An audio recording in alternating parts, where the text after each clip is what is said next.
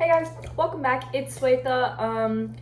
If you watched my last video, that's great because we're just gonna keep rolling through on what it takes to get into the dance industry. And if you didn't, I was just going over the basics of how to get into the dance industry, what you're gonna need. So yeah, and something I mentioned a lot in that video for those who watched is a dance reel. And I know I didn't really go into the specifics of what a dance reel is and how to make one, so I figured that's what this video is going to be about, because a dance reel is so important when you're trying to make it into the dance industry. So I'm just going to go over like what to put in a dance reel, good editing softwares, just everything you're going to need to know to make yourself a dance reel. So let's get started.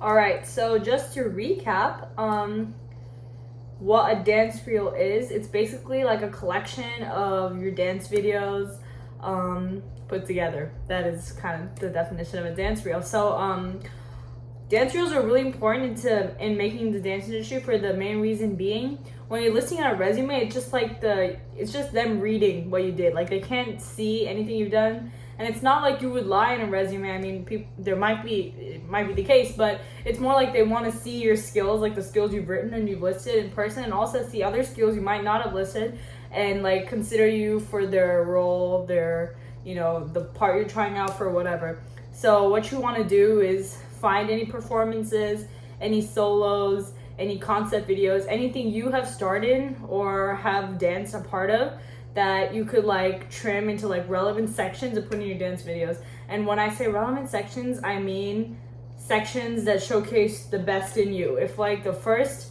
like 1 minute of the choreography is just like freestyle, like I wouldn't include the full minute, if you get what I'm saying. Like, freestyling is important. Actually, a lot of jobs look for you to be able to freestyle. They want you to be able to like make moves up as you go and have like that feel in your body to be able to dance without like a choreography. But like, I wouldn't put a full minute of freestyling into my choreography, because that just doesn't showcase all the skills you would want to showcase in a dance reel.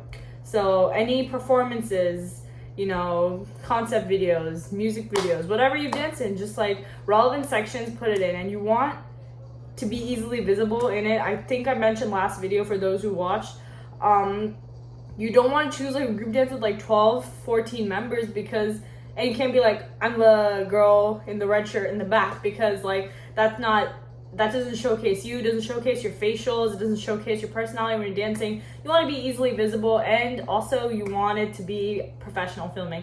Of course, you don't need like a professional photographer there, but like, a camera on a tripod is better than your dad standing in like the back of the auditorium trying to like catch you doing the flip. So just like choose, like, yeah, you might have done like really good in your dad's video, but it's not going to really showcase you. So I would pick all the pieces that like show professional filming, that makes it look professional. So not just it can showcase you, but your dance reel looks good and professional, which is really important.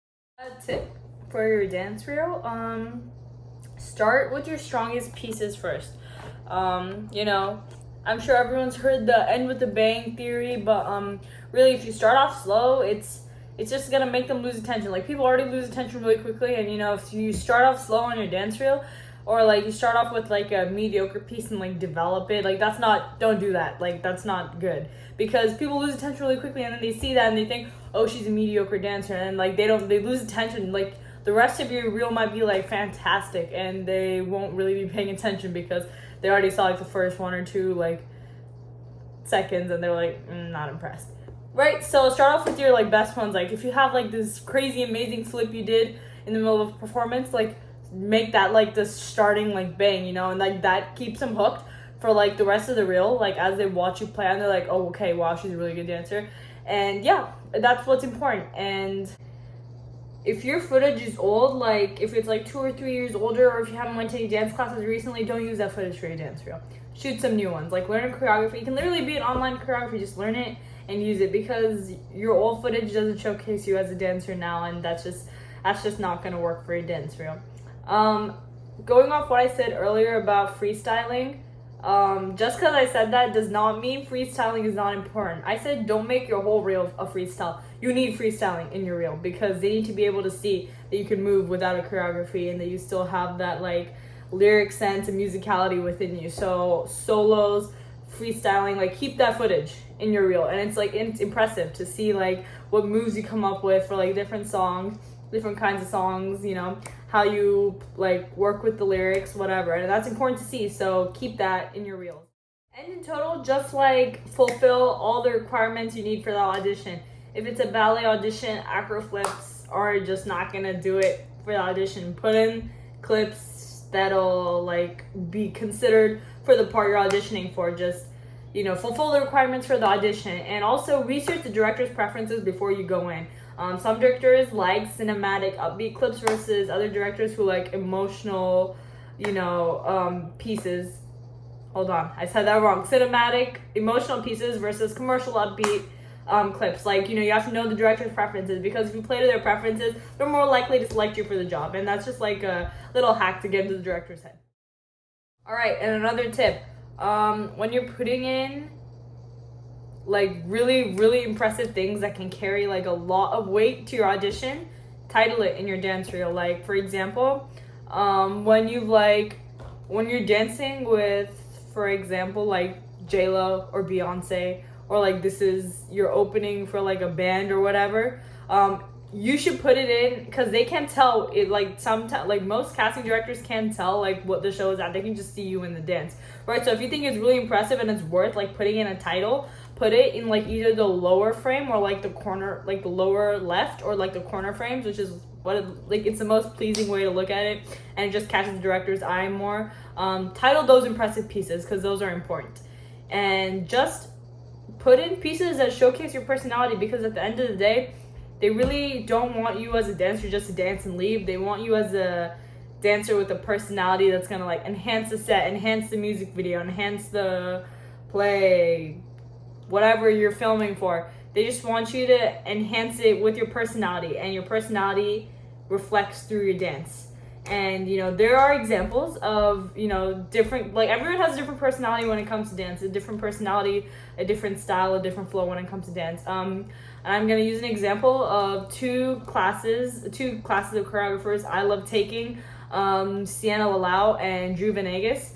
You know, Sienna has like that, you know, attitude when she comes to dance. Like, she's like haughty, like she knows, like she's confident in her own skin, and you can like see it on her face. She's just like, it just gives off that like really like haughty, arrogant vibes, and it's like fun to look at, you know. It's just like she knows what she's doing, versus like Drew Venegas, and he's like really flowy, and he doesn't exactly like hit the sharp beats exactly. He just really goes flowy and, you know, like melts into the music. And it's like for like each song, like they could like choreograph like and dance the same dance for each song, but like the way they do it will be so different. It's like they're doing different choreographies, they'll look the same.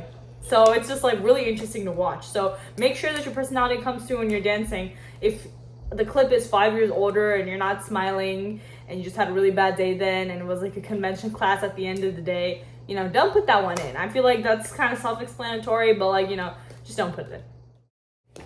All right, and now we're moving on to some editing software. Adobe, if you want iMovies, I mean, it's free, but it's honestly, in my opinion, you can get better editing with other things other than iMovies. But if you're not willing to like pay, I mean, iMovies is a great way to do it. It has backgrounds, it lets you have some like music, you know, it does everything you need, and it can turn out looking good too. It's just, there are better editing softwares out there. Adobe's a good one. EditX Pro, that's my favorite one. Just professional looking videos, professional looking dance reels. Music and musicality is everything for a dance reel, you know. So you want to choose pieces with good music, and also royalty free music, so you don't have to give any copyrights, because that one's important. So just the last few pieces of advice before we finish off this video. So usually when you're making a dance reel, you don't use the music that was playing when you were dancing at the moment. You usually like put in like music on top of that, like you mute the actual like video of you dancing and like put in some music on top of that. And you, like I said before, you want the music to be royalty free, so you don't want any of the copywriting mess. Of course, if there was like a piece where like, the music was really fun, it was really like loud, the audience was hyping you up, you were having a really good time, like include the music for that one. Like that, that's just like, it's just good. Like again, it showcases your personality and it showcases like the vibe you give out. So like then you can include that one. But most of the time, you're gonna need to cover it up. Like you need to cover up like the music in the video with like actual music that you put in while you're editing. And for that, choose royalty-free music and choose something that's versatile, blends into all the types of dancing you would be showcasing in. Like, obviously like a rap song is gonna be perfect for all your hip-hop pieces, but will it really be perfect for like a contemporary solo that'll like cut in? Probably not. So choose something versatile that'll blend in. And less is more when it comes to music, like at all times. Like you don't want the focus to be on the dancer. Sorry, you don't want the focus to be on the singer. You do want the focus to be on the dancer. You don't want it to be on the singer and the music. You want it to be on you and the dance. So make sure it's the music isn't the main focus, it's you. And keep it short, keep it sweet. 10-minute dance reels, like that's not a thing. Don't do that. I've seen some like fire 1.5, 2-minute dance reels. Even like 2 minutes is like, just like a normal length. Like I've seen some fire 1-minute dance reels that like were like perfect. And if I was a casting director, I would honestly pick the shorter ones because they got the message across and like their skills across in 1 minute, and the other person needed 10 minutes to do that. Like I would just pick the shorter dance reel just because it's more impressive and you see and it creates more of like that bang. When the casting directors are seeing it, they don't want to see the full like 1 minute of your choreography. They want to see like the highlights, or maybe they do want to see the 1 minute. You really got to know your casting director's preferences, and but you do want to keep it short and sweet. Like I'm not kidding about that one. Casting directors don't want to be watching 15 minutes of a dance reel, because that's really not the main part of the audition. Like it is important, but it's not the main part. They'll be watching you dance in person. So after watching you 15 minutes online, they don't want to watch you for like 2 hours after an audition. So like keep it short, keep it sweet, and contact info is key. At the end of your video, put down your name, your number, maybe your business email, just so you can get emails and like information about like callbacks, open calls, other opportunities that the casting director has, anything. Just because when you put your information out there, like your contact information, you get information, which is important when you're trying to make it out into the dance world. So keep it short, keep it sweet, make it look professional, make it look good, and that's what's gonna make your dance reel look good. If you want to like see a real dance reel in person and just like make sure you're doing things the right way, all you have to do is search up dance reel on YouTube. Like that's all you have to search up, and there's like a couple that pop up, and you can just like see like everything I said. That's just like it like shows in a dance reel, and it's like it's good to like watch a couple just to get an idea of feel, because it's one thing for me to say, but it's different when someone's making a dance reel. It's like a lot harder to keep all the tips in mind. So it's like go ahead and search it up on YouTube, or just search it up on the internet. I'm sure you can find some on Vimeo, wherever, on Instagram too. And those are also, like I said, if you're watching them there, there's also good places to upload your dance reels, because that's where people are searching them up. So the Instagram one really gets you that following, that fan base. So just be mindful of where you upload it, and who's watching.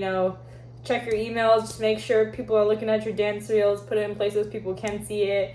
And when you're uploading it, keep your title card and your description card like short, conversational.